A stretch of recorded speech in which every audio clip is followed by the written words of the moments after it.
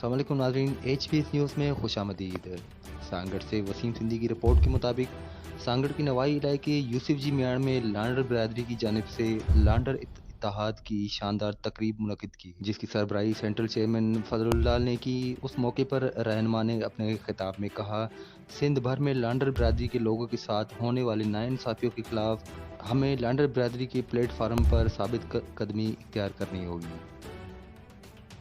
हर दौर में लांडर बिरादरी को अपने बुनियादी हकूक़ से महरूम किया गया है। गुज़िश्ता दिनों खैरपुर नाथन शाह में चंद शरपसंद लांडर बिरादरी के नौजवान को बड़ी बेरहमी से कत्ल कर दिया, जिसकी सख्त लफ्ज़ों में मज़म्मत करते हैं। जबकि मौजूदा सूरत हाल को मद्देनज़र रखते हुए लांडर इत्तेहाद की चश्मपोशी में अपनी कौम के लिए लाएमल तश्कील दिया जाएगा। उनके बेशतर इलाकों में रहने वाले मुअज़्ज़ज़ लांडर बिरादरी के लोगों में कमेटियाँ जोड़कर उनके मसाइल को फौरी तौर हल किया जाएगा।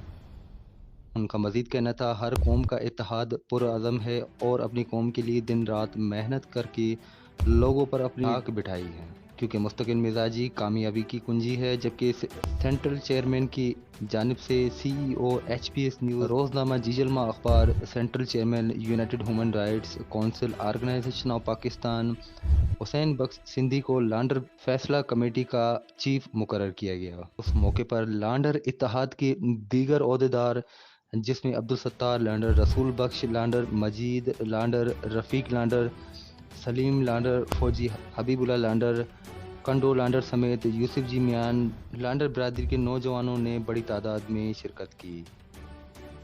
मज़ीद तफ़सीलात के लिए देखते रहें HBS News.tv।